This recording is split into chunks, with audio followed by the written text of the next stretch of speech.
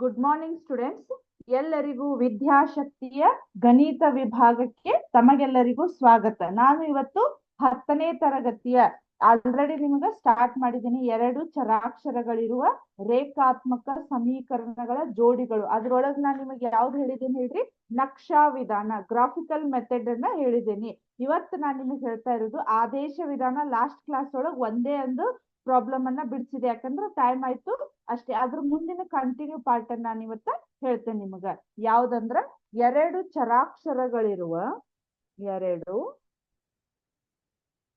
ಚರಾಕ್ಷರಗಳಿರುವ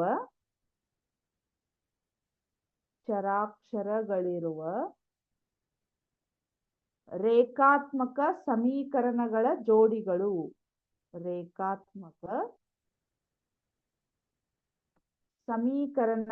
ಜೋಡಿಗಳು.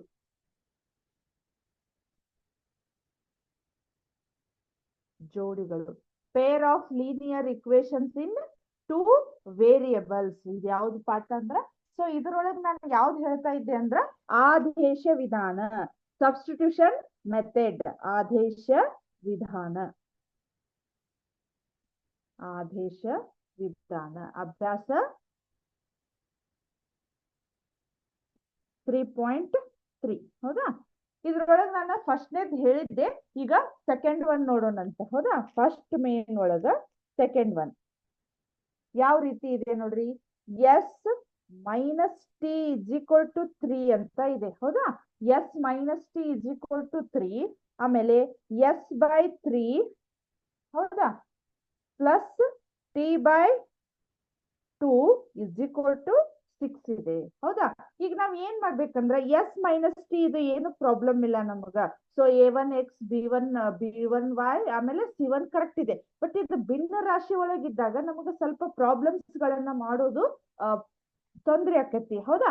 ಈಗ ಅದನ್ನ ಯಾವ ರೀತಿ ಭಿನ್ನ ರಾಶಿಯನ್ನ ತೆಗೆದ್ ಮಾಡ್ಬೇಕಂದ್ರ ನೋಡ್ರಿ, ಯಾವ ರೀತಿ ಮಾಡ್ತೇನೆ ಅಂದ್ರ 3 ಮತ್ತ 2 ದರ LCM ಅಥವಾ ಲಸ ಎಷ್ಟಾಗತ್ ನೋಡ್ರಿ, 6 ಆಗತ್ತ. ಹೌದಾ? ಆಮೇಲೆ 3 ಎಷ್ಟ್ಲೆ 6 ಇಂಟು 2, ಇದು 2 ಮೂರ್ಲೆ. ಹೌದಾ? 2 ಎಷ್ಟ್ಲೆ 6 ಅಥವಾ 3 ಎಷ್ಟ್ಲೆ 6 ಅಂದ್ರ 3 2 6. ಇದನ್ನ ಇಲ್ಲಿ ಬರ್ಕೋಬೇಕು. ಸೊ ಎಷ್ಟಾಯ್ತು? 2s, ಹೌದಾ, not 25, 2s plus 3t is equal to 6 ಅಂತ ಇದೆ. ಹೌದಾ? ಈಗ ನಾ ಇದನ್ನ ಯಾವ ರೀತಿ ಮಾಡ್ತೇನೆ ನೋಡ್ರಿ, 2s plus 3t is equal to ಈ 6 ಅನ್ನ ಈ ಕಡೆ ಕಳಿಸ್ಬಿಡೋಣ ಅಂತ. ಹೌದಾ? 6 ಎಷ್ಟಾಗತ್ ನೋಡ್ರಿ, 36. ಇದು ನಮಗ ಇಕ್ವೇಶನ್ ನಂಬರ್ 2 ಆಯ್ತು. ಇದು ಇಕ್ವೇಶನ್ ನಂಬರ್ 1 ಆಯ್ತು. ಹೌದಾ? ಈಗ ನಾನು ಇದನ್ನ ಅರ್ಥ ಆಯ್ತು. ಇದು ಸ್ವಲ್ಪ ಇದನ್ನ ಸೈಡಿಗೆ ಬರ್ಕೋತೇನೆ ನೋಡ್ರಿ. ಇಲ್ಲೇ 2s plus 3t is equal to 36. ಆಮೇಲೆ ಎಸ್ ಮೈನಸ್ ಟಿ ಅಂತೂ ಕರೆಕ್ಟ್ ಐತೆ. ಇದು ಯಾವ ರೀತಿ ಅಂತ ಗೊತ್ತಾಯ್ತು ನಿಮಗ. ಇದು ಭಿನ್ನ ರಾಶಿ ಒಳಗ್ ಕೊಟ್ಟಿದ್ದಕ್ಕ ನಾವ್ ಅದನ್ನ ನಮಗ್ ಈಸಿ ಆಗ್ಲಿ ಅನ್ನೋದಕ್ ನಾ ಏನ್ ಮಾಡಿದ್ದೀನಿ, ಲೀನಿಯರ್ ಇಕ್ವೇಶನ್ ಅಥವಾ ರೇಖಾತ್ಮಕ ಸಮೀಕರಣದ ರೂಪದೊಳಗ್ ನಾನು ಬರ್ದಿದ್ದೇನೆ. ಅರ್ಥ ಆಯ್ತಾ? ಈಗ ನೋಡೋಣ.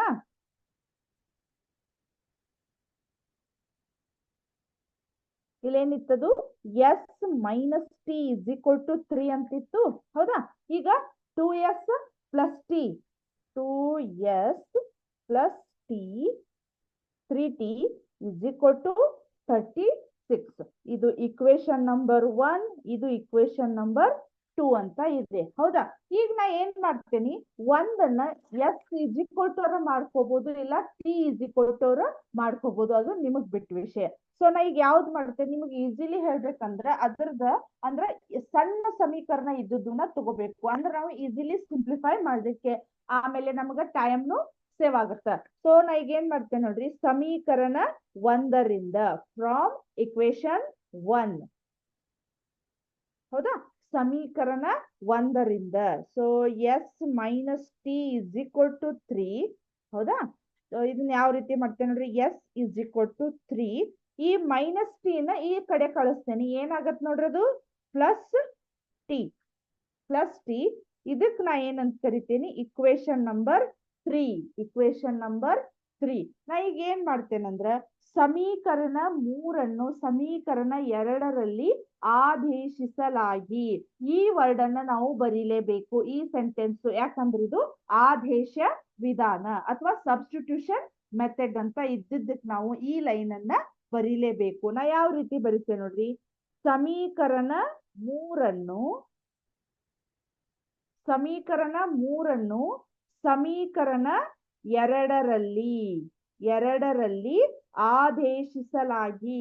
ಇಲ್ಲೊಂದು ನೆನಪಿಟ್ಕೋರಿ ನೀವು, ಈಗ ಸಮೀಕರಣ 1 ತಗೊಂಡಿದ್ದನ್ನ ಸಿಂಪ್ಲಿಫೈ ಮಾಡಿದ್ರಿ, ಮತ್ ಹೋಗಿ ಅದನ್ನ ಸಮೀಕರಣ 1ರೊಳಗ ಹಾಕ್ಬಾರ್ದು, ಯಾಕಂದ್ರದು 0 ಬಂದ್ಬಿಡ್ತೈತಿ. ನಿಮಗ ಯಾವ್ದನ್ನ ತಗೊಂಡಿರ್ತಿರಲ್ಲ ಅದನ್ನ ಬಿಟ್ಟು ಬೇರೆ ಇಕ್ವೇಶನ್ ಒಳಗ ಇದನ್ನ ಸಬ್ಸ್ಟಿಟ್ಯೂಷನ್ ಮಾಡ್ಬೇಕು, ಅಥವಾ ನಾವೇನ್ ಮಾಡ್ಬೇಕು, ಆದೇಶವನ್ನ ಮಾಡ್ಬೇಕು. ಸೊ ಸಮೀಕರಣ 3 ಸಮೀಕರಣ 2ರಲ್ಲಿ ಆದೇಶಿಸಲಾಗಿ. ಸೊ ಹಂಗಾದ್ರೆ ನಮ್ದು ಸಮೀಕರಣ 2 ಏನಿದೆ ನೋಡ್ರಿ, 2s + 3t = 36 ಅಥವಾ 36 ಅಂತ ಇದೆ. ಅರ್ಥ ಆಯ್ತಾ? ಈಗ ನೋಡ್ರಿ, ನಾ ಏನ್ ಮಾಡ್ತೇನಿ, 2 ಇಂಟು ಬ್ರಾಕೆಟ್ ಹಾಕ್ತೇನಿ. ಎಸ್ ಬದ್ಲಿ ನಾ ಏನ್ ಬರಿಬಹುದು ಹೇಳ್ರಿ, ನೋಡ್ರಿ ಇಲ್ಲೇ s = 3 + t. ಅಂದ್ರೆ ಎಲ್ಲಿ ಎಸ್ ಇದೆ ನಾ ಅಲ್ಲಿ ಏನ್ ಮಾಡ್ಬೋದು ಹೇಳ್ರಿ, 3 + t ಅನ್ನ ಹಾಕ್ಬೇಕು. 3 + t. ಇದ ನಾವು ಎಸ್ ಬದ್ಲಿ ಟಿ ವ್ಯಾಲ್ಯೂವನ್ನ ಆದೇಶಿಸಲಾಗಿದೆ ಅಥವಾ ಅದ್ರ ಬೈ ಹಾಕ್ಬೇಕು ಅಂತೇವ್ ನೋಡ್ರಿ, ಗೊತ್ತಾತ? ಅದೇ ರೀತಿ ಪ್ಲಸ್ ಇದನ್ನ ಏನು ಚೇಂಜಸ್ ಮಾಡಂಗಿಲ್ಲ, 3t ಹಂಗ ಇರ್ಲಿ, = 36. ಹೌದಾ? ಈಗ ಈ 2ಅನ್ನ ಒಂದ್ಸಲ 3 ಜೊತೆನು, ಯಾಕಂದ್ರ ಬ್ರಾಕೆಟ್ ಒಳಗ ಪ್ಲಸ್ ಇತ್ತಂದ್ರ ಈ ಹೊರಗಿರುವಂತ ಸಂಖ್ಯೆ 2 ಸಂಖ್ಯೆಗೆ ಸಂಬಂಧಪಟ್ಟಿರ್ತೈತಿ. ನೀವು ಕನ್ಫ್ಯೂಸ್ ಒಳಗ ಒಂದೇ ಸಂಖ್ಯೆಯನ್ನ ಬರೆದ್ರೆ ನಿಮ್ದು ತಪ್ಪಾಗತ್ತ. ಹೌದಾ? ಸೊ ನಾ ಈಗ ಏನ್ ಮಾಡ್ತೇನೆ, 2 × 3 = 6 plus 2t 2 into T 2t plus 3t = 36 ಅಂತ ಇದೆ. ಹೌದಾ? ಈಗ ನಾ ಏನ್ ಮಾಡ್ತೇನಿ, ಟಿ ಇದ್ದನ್ನ ಪ್ಲಸ್ ಮಾಡ್ತೇನಿ. 2t + 3t ಎಷ್ಟಾಯ್ತು, 5t. ಇಲ್ಲೇ 6 ಇದೆ, ಇಲ್ಲೇ 36 ಇದೆ. ಹೌದಾ? ನೋಡ್ರಿ, ನಾ ಈ ಸೈಡ್ ಮಾಡ್ತೇನಿ, 5t ಅಲ್ಲೇ ಇರ್ಲಿ. ಅರ್ಥ ಆಯ್ತಾ? 36 ಇಲ್ಲಿ ಬರದೆ ಇಲ್ಲಿ +6 ಇದ್ದದನ್ನ ಆ ಕಡೆ ಕಳಿಸ್ರಿ ನೋಡೋಣ. ಪ್ಲಸ್ ಇದ್ದದ್ದು ಏನಾಯ್ತು, ನಿಮಗೆ ಸೈನ್ ರೂಲ್ ಹೇಳಿದೆ ನಾನು. +6 ಇದ್ದದ್ದು ಇವಾಗ ಏನಾಗ್ತದೆ ಹೇಳ್ರಿ, -6 ಆಗ್ತೈತಿ. 5t = 36 - 6 ಏನಾಗತ್ ನೋಡ್ರಿ, 30. Correct? So t = 30 divided by ಈ 5 ಇದ್ದದ್ದು ಇಲ್ಲಿ ಬಂತು. 5 1 5 6 30. 5 6 30. ಸೊ t = ಏನಾಗತ್ ನಮ್ದು, 6 ಬಂತು.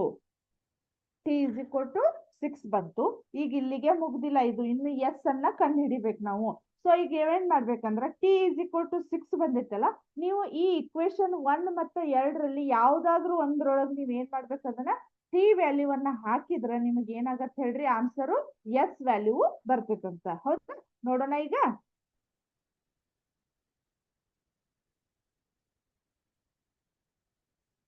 ಇಲ್ಲಿ ನೋಡ್ರಿ, ಸಮೀಕರಣ 1ರಿಂದ ಹೌದಾ, ಸಮೀಕರಣ 1 ಏನಿದೆ ನೋಡ್ರಿ, s - t = 3 ಅಂತ ಇದೆ. ಹೌದಾ? ಈಗ ನನಗ ಎಸ್ ವ್ಯಾಲ್ಯೂ ಗೊತ್ತಿಲ್ಲ. ಹೌದಾ? ಮೈನಸ್ ಟಿ ವ್ಯಾಲ್ಯೂ ಸಿಕ್ಕಿದೆ ಎಲ್ಲ ನಮಗಿಲ್ಲೇ. ಟಿ ವ್ಯಾಲ್ಯೂ ಎಷ್ಟಿದೆ ನೋಡ್ರಿ, 6 ಇದೆ. 6 = 3. ಹೌದಾ? ಎಸ್ = 3. ಈ -6 ಇದ್ದದನ್ನ ಈ ಕಡೆ ಕಳಿಸ್ರಿ, ಏನಾಗತ್ ನೋಡ್ರಿ, +6. ಹೌದಾ? ಸೊ therefore s = 6 + 3 ಎಷ್ಟಾಗತ್ತ, 9 ಆಗತ್ತ. ಅರ್ಥ ಆಯ್ತಾ? ಅಂದ್ರೆ ನಾವು ಟಿ ವ್ಯಾಲ್ಯೂನು ಕಂಡು ಹಿಡಿದ್ವಿ, ಎಸ್ ವ್ಯಾಲ್ಯೂನು ಕಂಡು ಹಿಡಿದ್ವಿ. ಈ ರೀತಿ ನಾವು ಇದನ್ನ ಆದೇಶ ವಿಧಾನವನ್ನ ಕಂಡು ಹಿಡಿಬೇಕು. ಅರ್ಥ ಆಯ್ತಾ? ನೆಕ್ಸ್ಟ್ ಹೋಗೋಣ ಪ್ರಾಬ್ಲಮ್ಗೆ. ಇದನ್ನ ರಬ್ ಮಾಡಬಹುದು.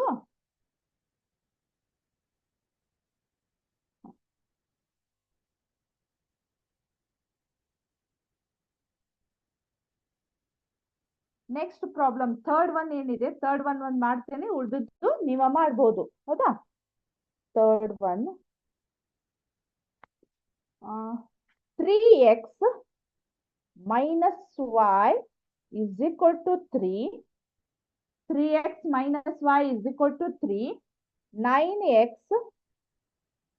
minus 3y is equal to 9. ಹೌದಾ? 9x minus 3y is equal to 9 ಅಂತ ಇದೆ. ನಾ ಈಗ ಇದನ್ನ ಏನ್ ಮಾಡ್ತೇನೆ, ಸಮೀಕರಣ 1, ಇದು ಸಮೀಕರಣ 2. ಹೌದಾ? ಸಮೀಕರಣ 1 ಮತ್ತು ಸಮೀಕರಣ 2. ಸೊ ನಾ ಈಗ ಇದ್ರಾಗ ಯಾವ್ದಾದ್ರು ಒಂದು ಸಮೀಕರಣ ತಗೊಂಡು ಅದನ್ನ ಎಕ್ಸ್ ಈಕ್ವಲ್ ಟು ಮಾಡ್ಕೋರಿ, ಇಲ್ಲ y ಈಕ್ವಲ್ ಟು ಆದ್ರೂ ಮಾಡ್ಕೋಬೇಕು. ಸೊ ಸಮೀಕರಣ 1ರಿಂದ ಅಥವಾ ಫ್ರಾಮ್ ಇಕ್ವೇಶನ್ 1, ಸಮೀಕರಣ 1. ಸಮೀಕರಣ 1 ಏನಿದೆ ನೋಡ್ರಿ ನಮ್ದು, 3x minus y is equal to 3 ಅಂತ ಇದೆ. ನಾ ಈಗ ಏನ್ ಮಾಡ್ತೇನಿ, 3x is equal to 3. ಈ ಮೈನಸ್ y ಇದ್ದದನ್ನ ಈ ಸೈಡ್ ಕಳ್ಸೋಣ. ಮೈನಸ್ y ಇದ್ದದ್ದು ಈ ಕಡೆ is equal to ಈ ಸೈಡ್ ಬಂತಂದ್ರೆ ಏನಾಗತ್ ನೋಡ್ರಿ, plus y. therefore x is equal to 3 plus y. ನಂಗೆ ಏನ್ ಬೇಕಿಲ್ಲ, ಬರೇ ಎಕ್ಸ್ ಅಷ್ಟ ಬೇಕು, ಅದ್ರ ಜೊತೆಗೆ 3x ನಮಗ ಇರಬಾರ್ದು. ಆ 3 ಏನಾಗತ್ತೆ, ಈಗ ಗುಣಾಕಾರ ಸ್ಥಾನದೊಳಗಿದೆ, ಮಲ್ಟಿಪ್ಲೈ ಸ್ಥಾನದೊಳಗಿದ್ದನ್ನ ಅದನ್ನ ನಾವ್ ಏನ್ ಮಾಡ್ಬೇಕೀಗ, ಇಸ್ ಈಕ್ವಲ್ ಟು ಈ ಕಡೆ ಬಂತಂದ್ರ ಅದು ಡಿವಿಷನ್ ಗೆ ಬರ್ತೈತಿ ಅಥವಾ ಭಾಗಾಕಾರ ಸ್ಥಾನಕ್ಕೆ ಬರ್ತೈತಿ. ಅಂದ್ರ 3 plus y divided by 3, ಇದು ಇಕ್ವೇಶನ್ ನಂಬರ್ 3 ಆತ್ ನಮ್ದು. ಹೌದಾ? ನಾ ಇವಾಗ ಏನ್ ಮಾಡ್ತೇನೆ, ಈ 1 ತಗೊಂಡು ನಾನು 3 ಮಾಡಿದ್ದೇನಿ. ಈಗ ನಾ ಯಾವ ರೀತಿ ಬರೀತೇನೆ ನೋಡ್ರಿ, ಸಮೀಕರಣ 3 ಸಮೀಕರಣ ಯಾವುದ್ರಲ್ಲಿ ಹೇಳ್ರಿ ನೋಡೋಣ, ಸಮೀಕರಣ 2ರಲ್ಲಿ ಆದೇಶಿಸಲಾಗಿ, ಈ ವರ್ಡ್ ಅನ್ನ ಬರೀಲೇಬೇಕು, ಆದೇಶಿಸಲಾಗಿ. ಸಮೀಕರಣ 3 ಸಮೀಕರಣ 2ರಲ್ಲಿ ಆದೇಶಿಸಲಾಗಿ. ಸೊ ಸಮೀಕರಣ 2 ಏನಿದೆ ನೋಡ್ರಿ ನಮ್ದು, 9x minus 3y is equal to 9 ಅಂತ ಇದೆ. ಹೌದಾ? ಸೊ 9 x ಅಂದ್ರೆ ಏನ್ ಬಂದಿದೆ ನೋಡ್ರಿ, ನನಗ 3 plus y divided by 3 ಬರೀಬಹುದು. ಯಾಕಂದ್ರೆ x is equal to ಇಷ್ಟಿದೆ ಅಂತ ನಾವು ಕಂಡು ಹಿಡಿದಿದ್ದೇವಿ. ನಾ x ಬದ್ಲಿ ನಾ ಏನ್ ಮಾಡ್ತೇನೆ ಹೇಳ್ರಿ, 3 plus y divided by 3 ಆದೇಶ ಮಾಡಲಾಗಿದೆ ಅಥವಾ ಸಬ್ಸ್ಟಿಟ್ಯೂಷನ್ ಮಾಡಲಾಗಿದೆ x ಬದ್ಲಿ. ಅಂದ್ರೆ ಇದ್ರ ಮೆಥಡ್ ಇರೋದ ಇದೇ ರೀತಿ ಇದೆ. ಕರೆಕ್ಟ್? ಮೈನಸ್ 3y ಅನ್ನ ಯಾವುದೇ ಚೇಂಜ್ ಮಾಡೋಂಗಿಲ್ಲ, ಅದು ಹಂಗ ಇರ್ಲಿ, ಇಸ್ ಈಕ್ವಲ್ ಟು 9 ಅಂತ ಆಯ್ತು. ಕರೆಕ್ಟ್? ಈಗ ನೋಡ್ರಿ, ಈಗ ಇಲ್ಲೇ ಕಟ್ತಾ ಹೋಗ್ತೈತಿ ನೋಡ್ರಿ, 3 1 3 3 ಅಥವಾ 3 1 3 3. ಹೌದಾ? ಈ 3 ಒಳಗ್ ಹಾಕೋಣ. ಒಂದ್ಸಲ 3 ಜೊತೆ ಗುಣಾಕಾರ, ಒಂದ್ಸಲ y ಜೊತೆ ಗುಣಾಕಾರ. So 3 3 9 plus 3y minus 3y is equal to 9. ಹೌದಾ? 9 plus 3y minus 3y is equal to 9 ಅಂತ ಬಂತು. ಇವಾಗ ಏನಾಯ್ತು, ನಮಗ y ಇಸ್ ಈಕ್ವಲ್ ಟು ಬರುದೇ ಇಲ್ಲ. ಯಾಕೆ ಹೇಳ್ರಿ, ಪ್ಲಸ್ 3y ಮೈನಸ್ 3y ಎರಡು y ನ ಕ್ಯಾನ್ಸಲ್ ಆದ್ಮೇಲೆ ನಾವು x ಅನ್ನ ಯಾವ ರೀತಿ ಕಂಡು ಹಿಡಿಬೇಕು, ಇಲ್ಲಿ y ನ ಕ್ಯಾನ್ಸಲ್ ಆಗ್ಬಿಡ್ತು. ಸೊ ಈ ಇಕ್ವೇಶನ್ಗೆ, ಈ ಸಮೀಕರಣಕ್ಕೆ ನಮಗ ಯಾವುದೇ ಪರಿಹಾರ ಬರುವುದಿಲ್ಲ. ಯಾಕಂದ್ರೆ ಇಲ್ಲಿ y ಕ್ಯಾನ್ಸಲ್ ಆಗ್ಬಿಡ್ತು.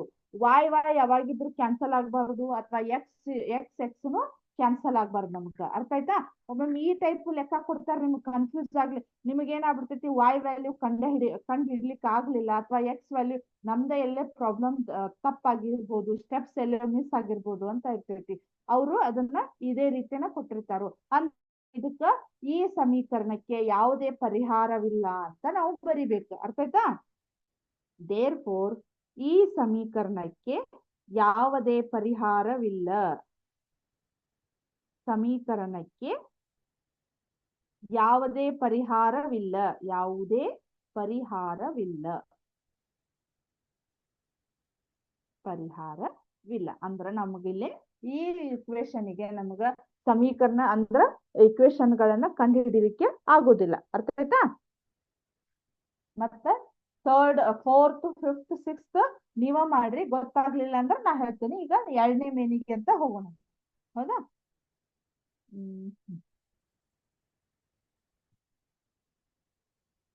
ಸೆಕೆಂಡ್ ಮೇನ್ ಏನಿದೆ ಅಂತ ನೋಡೋಣಂತ.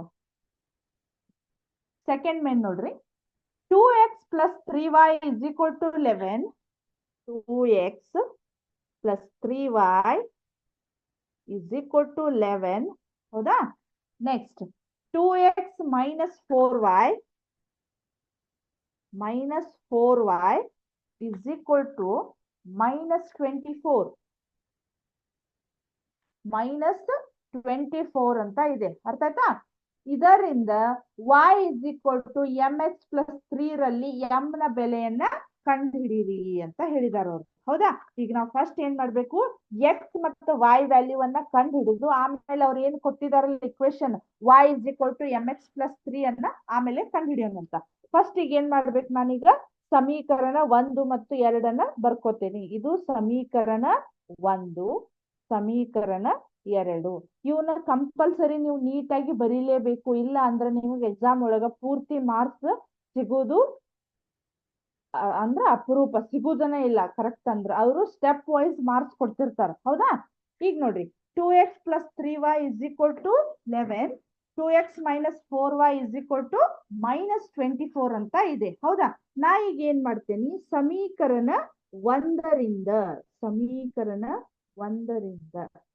ಹೌದಾ? ಸಮೀಕರಣ 1 ಯಾವ್ದಿದೆ ನೋಡ್ರಿ, ಇಲ್ಲಿದೆ. ಅರ್ಥ ಆಯ್ತಾ? 2x plus 3y is equal to 11 ಅಂತ ಇದೆ. ನನಗೆ ಈಗ ಏನಾಗ್ಬೇಕದು 2x is equal to ಮಾಡ್ತೇನೆ ನೋಡ್ರಿ. 2x is equal to 11 plus 3y ಇದ್ದದನ್ನ ಈ ಕಡೆ ಕಳಿಸ್ರಿ ನೋಡೋಣ, minus 3y. therefore x is equal to 11 minus 3y divided by ಈ 2 ಎಲ್ಲಿ ಬಂತು, ಇಲ್ಲಿ ಬಂತು. ಅರ್ಥ ಆಯ್ತಾ? ಇದಕ್ಕೆ ನಾ ಏನಂತ ಕರಿತೇನೆ, ಸಮೀಕರಣ 3 ಅಥವಾ ಇಕ್ವೇಶನ್ ನಂಬರ್ 3 ಅಂತ ಇದೆ. ಸೊ ನಾ ಈಗ ಯಾವ ರೀತಿ ಬರೀತೇನೆ ನೋಡ್ರಿ, ಸಮೀಕರಣ 3 ಸಮೀಕರಣ 2ರಲ್ಲಿ ಆದೇಶಿಸಲಾಗಿ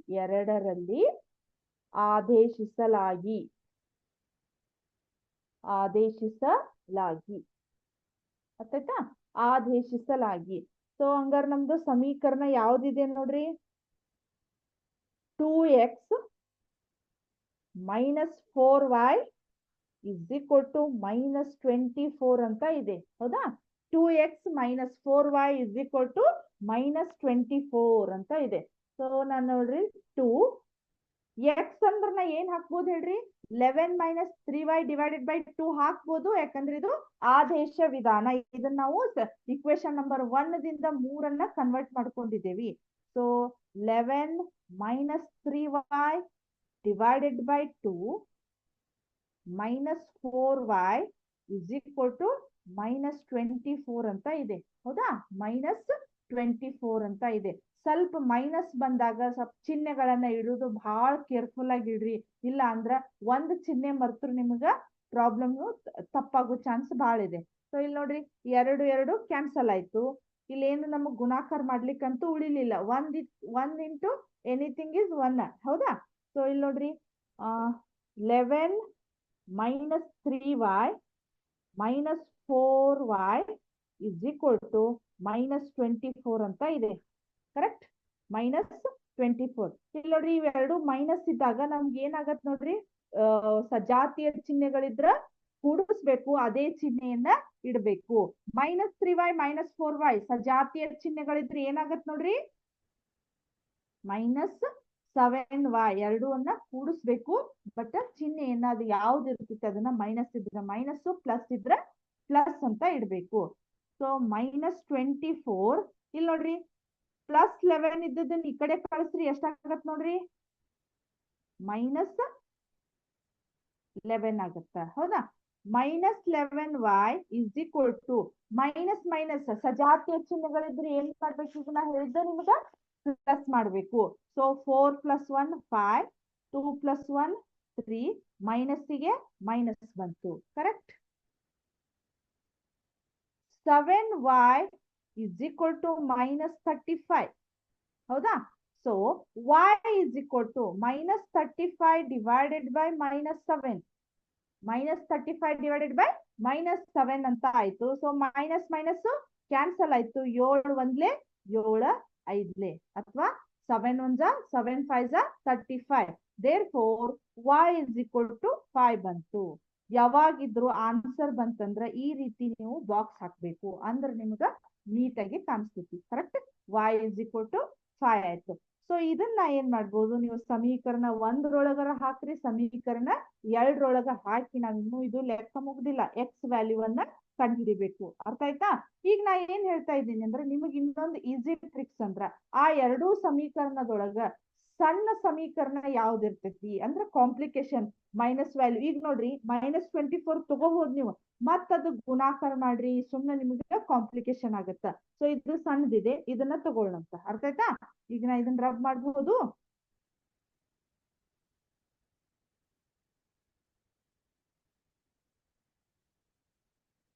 ಈಗ ನಾ ಏನ್ ಮಾಡ್ತೇನೆ ನೋಡ್ರಿ, ಸಮೀಕರಣ 1ರಿಂದ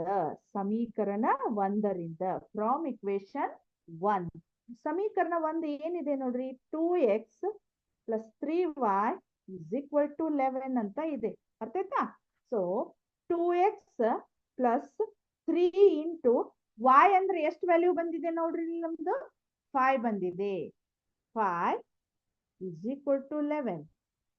2x + 5 3 15. ಅರ್ಥ ಆಯ್ತಾ?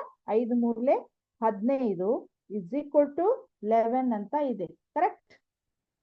2x = 11 + 15 ಇದ್ದದನ್ನ ಈ ಸೈಡ್ ಕಳಿಸ್ರಿ, -15 ಅಂತ ಆಯ್ತು. 2x = 11 - 15. ಈಗ ಏನಾಯ್ತು ಹೇಳ್ರಿ, ವಿಜಾತೀಯ ಚಿಹ್ನೆಗಳಿದ್ದಾವು. ವಿಜಾತೀಯ ಚಿಹ್ನೆಗಳಿದ್ರ ನಮಗೇನಾಗ್ಬೇಕು, ದೊಡ್ಡ ಸಂಖ್ಯೆ ಒಳಗ ಸಣ್ಣ ಸಂಖ್ಯೆಯನ್ನ ಮೈನಸ್ ಮಾಡಿ ದೊಡ್ಡ ಅಂಕಿ ಹಿಂದಿನ ಚಿಹ್ನೆಯನ್ನ ನಾವು ಇಡಬೇಕು. ಸೊ ನೋಡ್ರಿ, 15 - 11 ಮಾಡ್ರಿ, ಎಷ್ಟಾಗತ್ತ? 4 ಆಗತ್ತ. ಬಟ್ ದೊಡ್ಡ ಅಂಕಿ ಹಿಂದಿನ ಚಿಹ್ನೆ ಮೈನಸ್ ಅಂತ ಇದೆ. x = -4 / 2. 2 1 2 2. Therefore, x = -2 ಅಂತ ಆಯ್ತು. ಕರೆಕ್ಟ್? x = -2 ಆಯ್ತು, y = 5 ಬಂತು. ಇವಾಗ ಏನ್ ಮಾಡ್ಬೇಕು, ಇನ್ನು ಈ ಲೆಕ್ಕ ಮುಗ್ದಿಲ್ಲ, ಇವು ಆದೇಶ ವಿಧಾನಗಳೆಲ್ಲ ಲೆಂದಿ ಪ್ರೊಸೆಸ್ ಇದಾವ. ಹೌದಾ? ಇವ್ ನಾವು ನೀಟಾಗಿ ಮಾಡ್ಬೇಕು. ಒಂದೆರಡು ಲೆಕ್ಕ ಮಾಡಿ ನೀವು ಪ್ರಾಕ್ಟೀಸ್ ಮಾಡಿದ್ರ ನೀವು ಅವ್ರು ಯಾವುದೇ ಸಂಖ್ಯೆಯನ್ನು ಕೊಟ್ಟರು ನಾವು ಈಸಿಲಿ ಮಾಡ್ಬೋದು. ಅರ್ಥ ಆಯ್ತಾ? ಈಗ y = 5 ಬಂದಿದ್ ಗೊತ್ತೈತ್ಲಾ?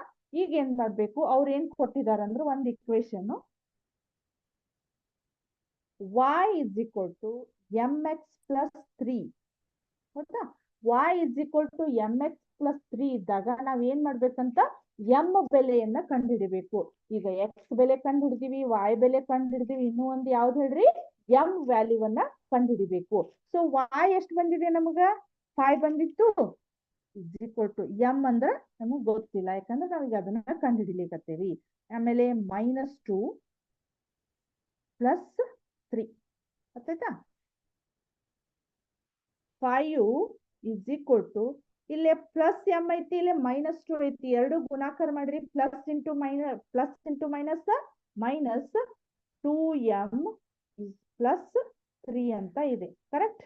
ಈಗ ನಾ ಏನ್ ಮಾಡ್ತೇನೆ ನೋಡ್ರಿ, 5 ಈ +3 ಇದ್ದದನ್ನ ಈ ಕಡೆ ಕಳಿಸ್ರಿ ನೋಡೋಣ. -3 = -2m ಅಂತ ಇದೆ. ಹೌದಾ? ಇವಾಗ ನೋಡ್ರಿ, 5 - 3 ಎಷ್ಟಾಗತ್ತ? 2 = -2m. ನೆಕ್ಸ್ಟ್ m = ಈ 2 ಇಲ್ಲಿ ಬಂತು, -2 ಎಲ್ಲಿ ಬಂತು?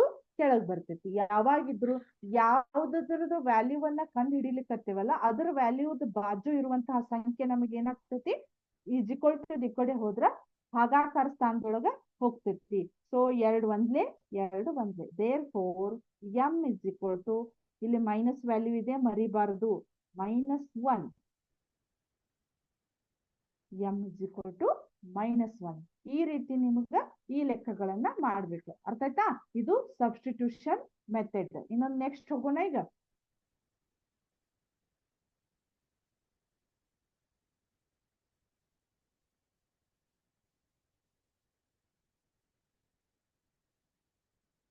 ಹೌದಾ?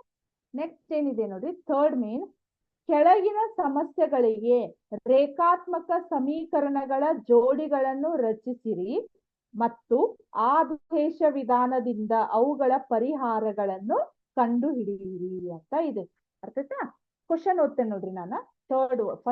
ಥರ್ಡ್ ಮೇನ್ ಒಳಗ ಫಸ್ಟ್ ಒನ್ ಅಂತ ಇದೆ ನೋಡ್ರಿ. ಎರಡು ಸಂಖ್ಯೆಗಳ ವ್ಯತ್ಯಾಸ 26 ಮತ್ತು ಒಂದು ಸಂಖ್ಯೆಯು ಇನ್ನೊಂದರ 3ರಷ್ಟಿದೆ, ಅವುಗಳನ್ನು ಕಂಡುಹಿಡಿಯಿರಿ. ಎರಡು ಸಂಖ್ಯೆಗಳ ವ್ಯತ್ಯಾಸ.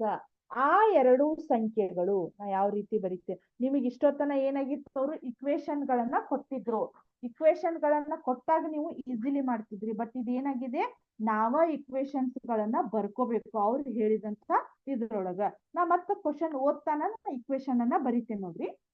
ಎರಡು ಸಂಖ್ಯೆಗಳ ವ್ಯತ್ಯಾಸ 26. ಯಾವುದೋ ಎರಡು ಸಂಖ್ಯೆಗಳಿದಾವಂತ, ಅವ್ನ ಎರಡು ವ್ಯತ್ಯಾಸ ಅಥವಾ ಅವ್ನ ಎರಡು ಸಂಖ್ಯೆಗಳನ್ನ ಮೈನಸ್ ಮಾಡಿದಾಗ ನಮ್ಗೆ ಏನಾಗತ್ತಂತ 26 ಅಂತ ಆನ್ಸರ್ ಬರ್ತೈತಿ.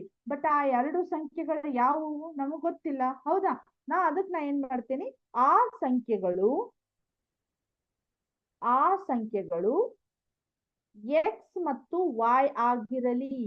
ಹೌದಾ? ನಂಗೀಗ ಅವು ಯಾವ ಪರ್ಟಿಕ್ಯುಲರ್ ಆಗಿ ಯಾವ ಸಂಖ್ಯೆಗಳಂತ ಗೊತ್ತಿಲ್ಲ, ನಾನು ಅದಕ್ಕ ಎಕ್ಸ್ ಮತ್ತು ವೈ ಆಗಿರಲಿ ಅಂತ ತಗೋತೇನೆ. ಕರೆಕ್ಟ್? ಸೊ ಆ ಎರಡು ಸಂಖ್ಯೆಗಳ ವ್ಯತ್ಯಾಸ ಅಂದ್ರ x minus Y is equal to 26 ಅಂತ ಇದೆ. Correct? X minus Y is equal to 26 ಅಂತ ಇದೆ. ಮತ್ ಇನ್ನೂ ಒಂದ್ ಲೈನ್ ಕೊಟ್ಟಾರ, ಒಂದು ಸಂಖ್ಯೆಯ ಇನ್ನೊಂದರ 3ರಷ್ಟಿದೆ. ಅಂದ್ರ ಇವೆರಡು ಸಂಖ್ಯೆ ಒಳಗೆ ಏನಾಗಿದೆ ಅಂದ್ರ, ಒಂದು ಸಂಖ್ಯೆ ಎಕ್ಸ್ ಎಷ್ಟಿದೆ ಅಂದ್ರ ಇನ್ನೊಂದು ಸಂಖ್ಯೆಯ 3ರಷ್ಟು ಅಥವಾ 3 ಪಟ್ಟು. ಇನ್ನೊಂದು ಸಂಖ್ಯೆ ಯಾವ್ದಿದೆ ನಮಗ? ವಾಯ್ ಇದೆ. ಹೌದಾ? ನಾನು ಇಲ್ಲಿ ಬರ್ದಿದ್ದೇನೆ, ಆ ಸಂಖ್ಯೆಗಳು ಎಕ್ಸ್ ಮತ್ತು ವಾಯ್ ಆಗಿರಲಿ ಅಂತ. ಒಂದು ಸಂಖ್ಯೆ ಎಕ್ಸ್ ಆಯ್ತು, ಇನ್ನೊಂದು ಸಂಖ್ಯೆ ವಾಯ್ ಆಯ್ತು. ಅದು ಎಷ್ಟರಷ್ಟಿದೆ ಅಂತದ್ದು? 3ರಷ್ಟಿದೆ. 3 ಪಟ್ಟು ಇದೆ. ಅರ್ಥ ಆಯ್ತಾ? 3ರಷ್ಟಿದೆ. ಕರೆಕ್ಟ್? ಈಗ ನೋಡ್ರಿ, ಇದು ಇಕ್ವೇಶನ್ ನಂಬರ್ 2, ಇಕ್ವೇಶನ್ ನಂಬರ್ 1 ಆಯ್ತು. ಅವ್ರು ಹೇಳಿದಂತ ಡೆಫಿನೇಷನ್ ಅಥವಾ ಆ ಲೈನಿಗೆ ತಕ್ಕಂಗ ನಾವ್ ಏನ್ ಮಾಡಿದ್ವಿ, ಈಗ ಎರಡು ಇಕ್ವೇಶನ್ಸ್ ಗಳನ್ನ ಕ್ರಿಯೇಟ್ ಮಾಡಿದ್ವಿ. ಒಂದು x minus Y is equal to 26, ಇನ್ನೊಂದು X is equal to 3y. ಈಗ ನಾನ್ ನಿಮಗ ಲಾಸ್ಟ್ ಟೈಮ್ ನಿಮ್ಗ ಒಂದಿಷ್ಟು ಪ್ರಾಬ್ಲಮ್ಸ್ ಗಳನ್ನ ತೋರಿಸುವಾಗ, ಈಗ ಪ್ರೀವಿಯಸ್ ಎಕ್ಸಾಮ್ ಒಳಗ ಇಲ್ಲಿ ಏನಾಗಿದ್ವು ನಿಮ್ಗ, for example x plus 3y is equal to 24 ಆ ರೀತಿ ಇತ್ತು. ನಾವ್ ಅದನ್ನ ಫ್ರಾಮ್ ಇಕ್ವೇಶನ್ 1 ಅಂತ ತಗೊಂಡು ಅದನ್ನ ಎಕ್ಸ್ ಈಕ್ವಲ್ ಟು ಮಾಡ್ಕೊಂಡು ಆಮೇಲೆ ಅದನ್ನ ಆದೇಶ ಮಾಡ್ತಿದ್ವಿ. ಬಟ್ ಇಲ್ಲಿ ಏನಾಗಿದೆ, ನಮಗ direct X equal to 3y ಬಂದಿದೆ. ನಾ ಇವಾಗ ಏನ್ ಮಾಡ್ತೇನೆ, ಸಮೀಕರಣ 1 ಸಮೀಕರಣ 1ರಲ್ಲಿ ಆದೇಶಿಸಲಾಗಿ. ಕರೆಕ್ಟ್? ನೋಡ್ರಿ ಯಾವ ರೀತಿ ಬರೀತೇನಂತ. ಸಮೀಕರಣ 1ರಲ್ಲಿ ಆದೇಶಿಸಲಾಗಿ. ಈ ಲೈನ್ ಅನ್ನ ನಾನು ಪದೇ ಪದೇ ಹೇಳ್ತಾ ಇದ್ದೀನಿ. ಈ ಆದೇಶ ವಿಧಾನದೊಳಗೆ ನಾ ಬರೀತಕ್ಕಂತ ಇವೇನ್ ಇಂಪಾರ್ಟೆಂಟ್ ಲೈನ್ಸ್ ಅನ್ನ ಕರೆಕ್ಟ್ ಆಗಿ ಬರಿಬೇಕು. ಇಲ್ಲ ಅಂದ್ರೆ ನೀವು ಮಾರ್ಕ್ಸ್ ಕಳ್ಕೊಳ್ಳೋ ಚಾನ್ಸ್ ಬಹಳ ಇದೆ. ಹೌದಾ? ಸಮೀಕರಣ 1ರಲ್ಲಿ ಆದೇಶಿಸಲಾಗಿ.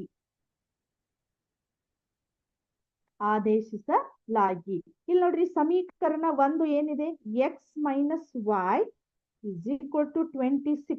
ಹೌದಾ? ನಾ ಈಗ ಎಕ್ಸ್ ಬದ್ಲಿ ಇಲ್ಲಿ ಏನ್ ಮಾಡ್ಬೋದು ಹೇಳ್ರಿ, 3y ಹಾಕ್ಬೋದಲ್ಲ. 3y minus Y is equal to 26. Correct? 3y minus Y ಎಷ್ಟಾಗತ್ ನೋಡ್ರಿ, 2y ಆಗತ್ತಾ? ವಿಜಾತಿ ಚಿಹ್ನೆಗಳದಾವು, ನಾವ್ ಏನ್ ಮಾಡ್ಬೇಕು, ಮೈನಸ್ ಮಾಡ್ಬೇಕು. 2y is equal to 26, y is equal to 26 divided by ಈ 2 ಏನಾಗತ್ತೆ ನೋಡ್ರಿ, ಇಲ್ಲಿ 2 ಬರ್ತದೆ ಕೆಳಗೆ. ಹೌದಾ? 2 1 2 1 ಇದು 2 3 6. therefore y is equal to 13 ಬಂತು. ಹೌದಾ? y is equal to 13 ಬಂತು. ನಮಗೀಗ ಎಕ್ಸ್ ವ್ಯಾಲ್ಯೂ ಅನ್ನ ನಾವು ಕಂಡು ಹಿಡಿಬೇಕು. ಅರ್ಥ ಆಯ್ತಾ? ನಾ ಈಗ ಇದನ್ನ ಸ್ವಲ್ಪ ರಬ್ ಮಾಡ್ಬೋದು. ಇಲ್ಲಿ ನೋಡ್ರಿ, ಸಮೀಕರಣ 2ರಿಂದ ಗೊತ್ತಾಯ್ತಾ? ಇಲ್ಲಿ ನೋಡ್ರಿ, X is equal to 3y ಅಂತ ಇದೆ. ಹೌದಾ? ಸಮೀಕರಣ 2. X is equal to 3 into y ಅಂದ್ರೆ ಎಷ್ಟು ವ್ಯಾಲ್ಯೂ ಬಂದಿದೆ ನೋಡ್ರಿ, ನನಗ 13 ಬಂದಿದೆ. therefore x is equal to 13 ಮೂರ್ಲೆ ಅಥವಾ 13 ತ್ರೀಸಾ ಇಸ್ 39, 13 ಮೂರ್ಲೆ 39. ಅರ್ಥ ಆಯ್ತಾ? ಇವಾಗ ನೋಡ್ರಿ ಎಕ್ಸ್ ಇಸ್ ಈಕ್ವಲ್ ಟು 39 ಬಂತು, ವೈ ಇಸ್ ಈಕ್ವಲ್ ಟು 13 ಬಂತು. ಇದು ನಮ್ದು ಎಕ್ಸ್ ಮತ್ತು ವೈ ವ್ಯಾಲ್ಯೂ ಆಯ್ತು. ಸೊ ಜಸ್ಟ್ ನಮಗೇನಾಗಿದೆ, ಈ ಆನ್ಸರ್ ಕರೆಕ್ಟ್ ಇದೆಯಲ್ಲ ಅಂತ ಒಂದ್ಸಲ ಜಸ್ಟ್ ಒಂದು ಚೆಕ್ ಮಾಡೋಣ ಫಸ್ಟ್. ಈಗ ನೋಡ್ರಿ 39 ಮೈನಸ್ 13 ಮಾಡ್ರಿ ಎಷ್ಟಾಗತ್ತೆ ನೋಡ್ರಿ, 9 3 ಮೈನಸ್ ಮಾಡಿದ್ರ 6, ಇಲ್ಲಿ 2 ಬಂತು. ಕರೆಕ್ಟ್? ಆ ಎರಡು ಸಂಖ್ಯೆಗಳು ವ್ಯತ್ಯಾಸ ಎಷ್ಟು ಬಂತು, 26 ಬರ್ತಿತ್ತು ಅಂತ ಹೇಳಿದ್ರು. ಅಂದ್ರ ಒಂದ್ ಸಂಖ್ಯೆ 39 ಆಯ್ತು, ಇನ್ನೊಂದ್ ಸಂಖ್ಯೆ ನಮಗ 13 ಆಯ್ತು. ಅಂದ್ರೆ ನಾವು ಮಾಡಿದಂತಹ ಲೆಕ್ಕ ಕರೆಕ್ಟ್ ಆಗಿದೆ. ಅರ್ಥ ಆಯ್ತಾ? ಇಲ್ಲಿವರೆಗೂ ನಾ ಹೇಳಿದಂತಹ ಆದೇಶ ವಿಧಾನದ ಪ್ರಾಬ್ಲಮ್ಸ್ ಗಳು ನಿಮಗ ಅರ್ಥ ಆಗಿದೆ ಅಂತ ಅನ್ಕೋತೀನಿ ಅಂತ. ಇನ್ನು ಉಳಿದಿದ್ದನ್ನ ನೆಕ್ಸ್ಟ್ ಕ್ಲಾಸ್ ಒಳಗ ಕಂಟಿನ್ಯೂ ಮಾಡೋಣ ಅಂತ. Thank you.